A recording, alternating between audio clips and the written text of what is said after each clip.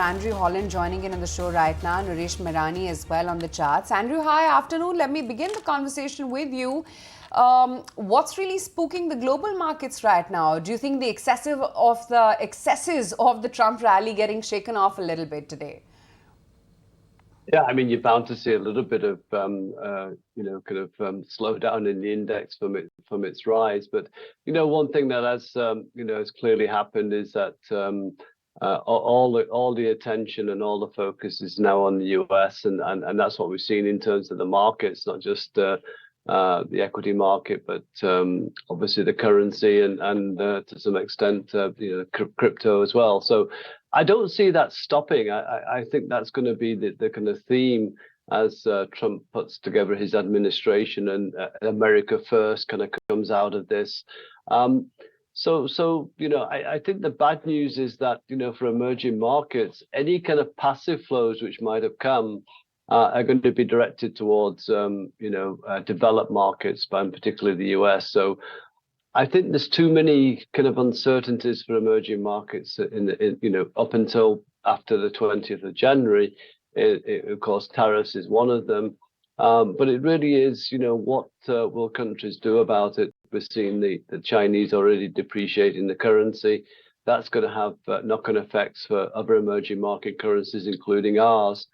So all the things that we're holding there are kind of unfolding. And one of the things that we were hoping for, and we talked about this before, was that the interest rate regime might kind of trickle through to India.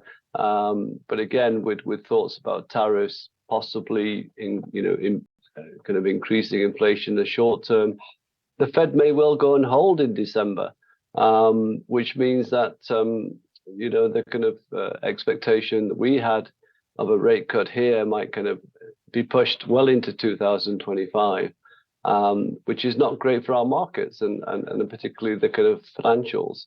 So those are the tailwinds which have been taken away from us.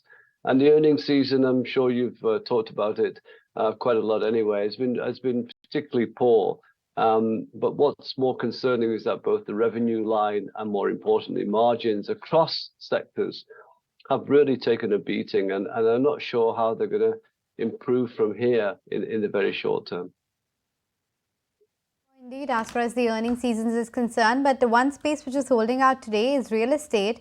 Naresh, what's the sense on that? A macro tech developers is doing quite well in the trading session. Phoenix Limited, Brigade, Raymond, they clearly are the outliers in an otherwise weak market. So we are seeing some little bit of a bounce given that some names have corrected. So for example, a Brigade has corrected from 1450 down to 1100. So in that sense, we are seeing some bit of a bounce. Same is the case with the Macrotech down from 1650 to 1180, etc. So in that case, expecting some bit of a bounce back. But overall, till the time we don't see a reversal in FII flows, we continue to face pressures. Till the time we don't see the reversal in FII flow, this underperformance of HDFC Bank will continue? Andrew, the question is for you on HDFC Bank's underperformance. Yeah, I don't think it's necessarily just HDFC Bank. I think it's the whole banking sector which will be under pressure from FII selling, given its weightage in the index and given its weightage in portfolios. So, if anything, it's kind of held reasonably okay for the past month, and so that's maybe why you're seeing a bit more selling pressure there today, from where it was before. So I don't think it's any bank in particular. I think it's the whole sector, given that the headwinds in terms of rates might not be reduced as quickly, and the slowing economy doesn't bode well for the banking sector, given the problems they have with interest margins as well. So it's just not an easy place to hide at the moment in the Indian market. Are you saying stay away from banking names and don't invest in them at the moment? I think for the, if I'm a retail investor, I think I would just take whatever I would have, sit on the sidelines with some cash and just wait. I mean, there's a lot of kind of news flows which are going to happen over the next 1 month. And it's just, it's worth waiting to see how some of that might play out, because, for all what we talked about tariffs, interest rate, not interest rate, personal tax rate reductions, corporate rate reductions in the US. We still have to wait for President Trump for him to take office. And maybe things might not be, turn out the way that everyone's expecting at the moment. So I think it's just worth just sitting there a little bit and just saying, okay, I can wait through this, and then deploy as soon as I see what is happening in terms of some of those policies playing out, and how likely that's going to affect India in the kind of in the short term, not necessarily from an economic viewpoint, but more so from a flow to emerging markets viewpoint. Right, that's quite interesting, Andrew. So curious to know, what is it that you would be deploying that cash for whenever the next wave of the dip comes in the market in the next month or so, like you were just highlighting? Anything that's looking interesting or emerging as a winner after the recent spate of correction in the market? I mean, it's not as though there's no winners in going forward, but I think when valuations are still as high, everything gets tarred with the same brush, no matter which sector. So you might get relative outperformance, but at this point, I would say that just keeping your powder dry is probably the best thing to do until some of these scenarios play out to a point where you can say, okay, for example, if when Trump gets in, if he brokers a deal in the Middle East and Russia, Ukraine, that would probably mean obviously the oil price would fall. But would then countries be so adamant in terms of increasing their defense spending? So a lot of these things, I think are unknown. And I think it's just worth just sitting there and say, okay, I'll wait for that. I can wait to see what's going to happen and then take my view. Right. Okay, interesting. That's the take coming in on what is it that can be bought once the weakness in the market kind of ebbs off. But for now, of course, it's some of the key heavyweights, HDFC Bank weighing heavy. In fact, now it's counting down to almost a 3% decline. And given the maximum weightage that it cherishes on the index, that's surely weighing down heavy. SBI is well lower by a good 2.25%. Bajaj Finance is down about almost 2% or so. Axis as well is seeing a red tick of about almost 1%. So not really seeing much, strength at all, in fact, across the banking pack. What's holding out still in the green, a couple of these technology names, and it's not quite the picture as was the case yesterday, but relatively so, they've managed to withstand the market fall. So HCL Technologies, Infosys, TCS holding on to their greens. Reliance making a bit of a dead cat bounce after the relentless selling that the stock has seen of late. ONGC and Trent are the ones which are actually holding up. Naresh, you think the selling in Trent post the earnings is done with? Because yesterday and today the stock has been holding up. So the stock has corrected from 8,400 all the way down to 6,300. A little bit of a bounce would be normal. But closer to 6,800 to 7,000 would be a stiff resistance. So going forward, that's a zone where it will continue to face resistance. On the lower end, 6,000 is the last breakout point. So I would expect it gets into a range going forward rather than a strong bounce. I haven't seen any resurrection. In fact, if anything, you may want to check in on how Asia shut shop and now how Europe as well is bleeding. 1% cuts coming in across the board pretty much. Not quite rubbing off on the US futures just yet, but again, early days. Let's see how much of the Trump rally actually has more legs to it or not. For now, of course, it's single-handedly HDFC Bank, names like Asian Paints, SBI, Bajaj Finance. They're the ones which are really weighing heavy on the indexes. CA Rudramurthy on the show with us. Rudra, hi, afternoon. Good to have you on the show. Just wanted to take on the Nifty Bank because, HDFC Bank and SBI clearly are one of the biggest contributors to the drag on the index today. Yeah, good afternoon. Thanks for having me in the show. And definitely today's fall has been more steeper and crucial supports have already got broken both in Nifty as well as Bank Nifty. So for me, this selling today clearly indicates that it is just a matter of time. The previous recent lows of around 23,800 in Nifty and Bank Nifty at around 50,500 will get again tested, and breaking that is a higher probability. So for me, this market is surely a sell on rise market for very short term. Yes, medium to longer time frame investors have to wait out for that great opportunity to buy stocks at a much lower level. But for me, both Nifty and Bank Nifty are sell on rise, and 23,800 is the last support left for Nifty. And it is just a matter of time, even that will get broken. Seeing the selling today, I'm definitely not happy. It was only Reliance which was pulling the markets down earlier, but now even banks have joined into that selling party. You can see HDFC Bank, SBI, in spite of good numbers, falling today over 2%, and HDFC falling close to 2.5%, 3% is not a good sign. So for me, it is a wait and watch for long-term investors, and for short-term traders, it's a sell on rise market.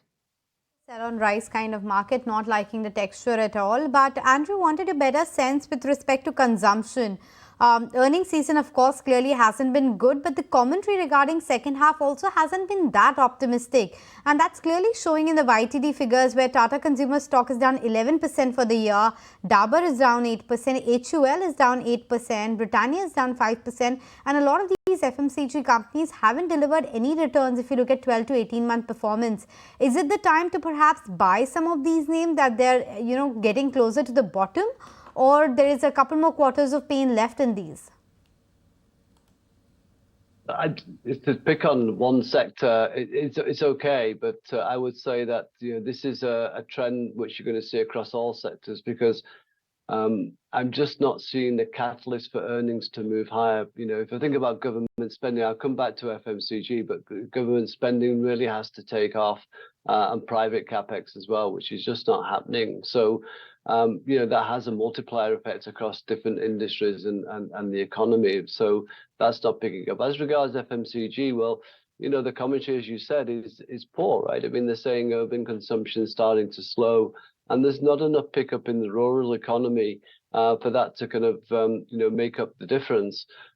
So we go back to volumes are not there, margins are under pressure, and that will continue. So I say there's nowhere to. I'm saying there's nowhere to hide at the moment. I mean, IT is one place which is doing well, but that's really on the back of what's going to happen globally.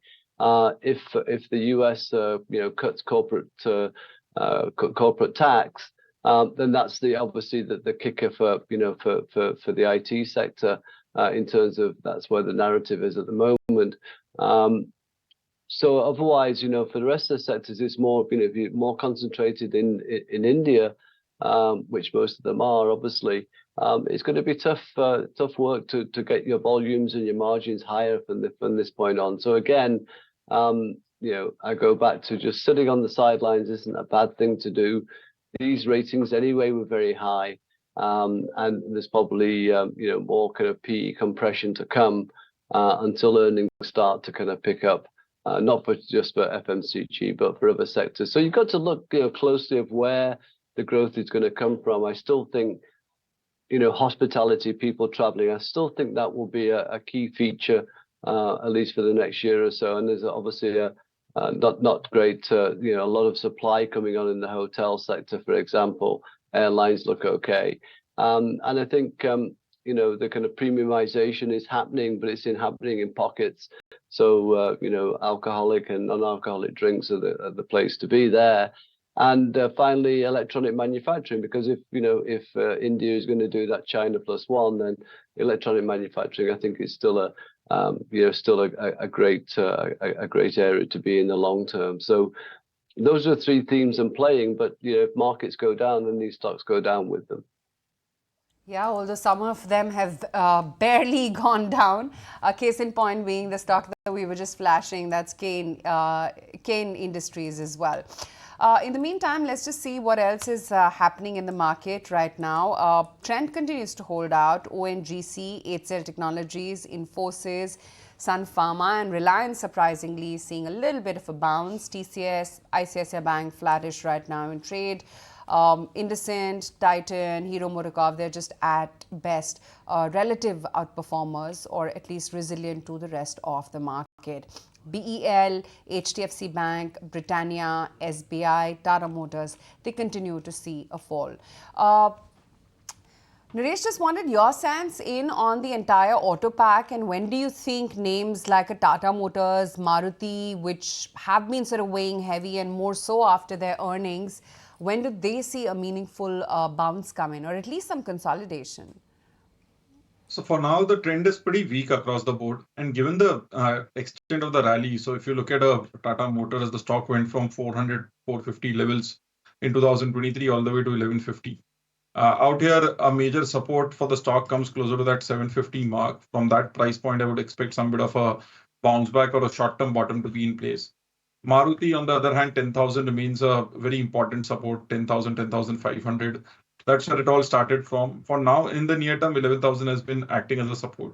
But the trend is still tough to see a stronger recovery in auto names, given that in the last 2 years, they had gone up 100 to 200%. And a 20% correction from the top, and then a consolidation for a few weeks or months would be normal.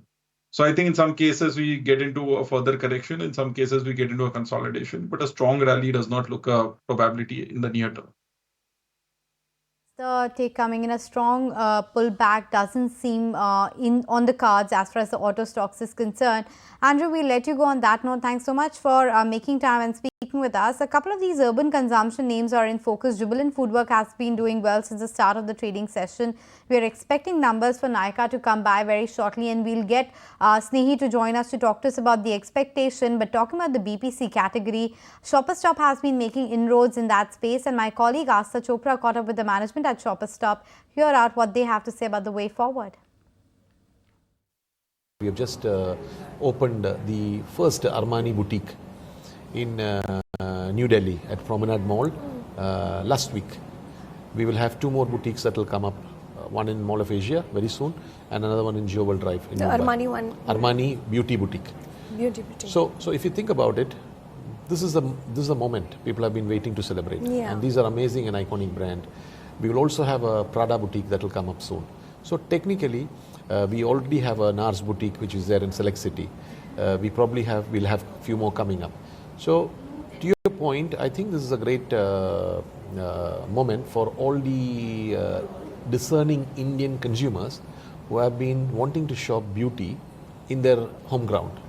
So I think we feel extremely privileged to be part of this journey, and we think that this is just the beginning of many more partnerships to come. So, Biju, one thing I want to understand, like there are many e-commerce platforms, everyone is talking about that. Beauty products are being sold there also. But the traditional way of purchasing the beauty, feel in touch, matching the colors and everything. So I want to know that many of the industries are suffering from the e-commerce because the traditional one is not doing better. What is your deal with that? How is the Shoppers Stop being impacted in a good way or a bad way? Are you looking for any collaborations with e-commerce business? How is that for the business, as well as what preference you see in consumers, that whether they want to come and feel or they are like switching towards the e-commerce, the comfort zone? So I think traditional and e-commerce is here to stay. While we know that quick commerce is the new disruptor, I think an omni approach is what is critical. To be an omnichannel player is a compulsion, because you are playing with the engagement along with the convenience, which means that we are technically blending both together. Yeah. So, for example, people browse and they research a lot on e-commerce, and sometimes they buy there, sometimes they come back to try the products, get satisfaction in terms of what he or she was looking at, and then buy at the brick and mortar. Similarly, people come look at brick and mortar, they come, they see, they like the fragrances, and they probably go and buy at e-com. So I think it is a seamless journey. So at Shoppers Stop, the strategy is very clear. We want to be a pure omnichannel player. BPC clearly making a lot of inroads, and the company is looking at tapping into that. Talking about BPC, as we pointed out, Nykaa will come out with its earnings today. Snehi is joining us with the key expectations. Well, yes, we're expecting a good set of numbers from Nykaa for quarter 2. If you take a look at the numbers on a consolidated year-on-year basis, here's what we're expecting. On the revenue front, we're seeing that figure at 1,887 crores compared to 1,507 crores, which is an uptick of roughly 25% on a year-on-year basis.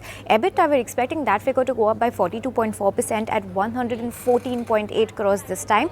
Net profit, however, we're expecting a big jump on this front, coming in at 24.7 crores compared to just 5.84 crore rupees last year, which is an uptick of more than four times on a year-on-year basis. And EBITDA margin also, we're expecting that to expand at 6.3% compared to 5.4% last year.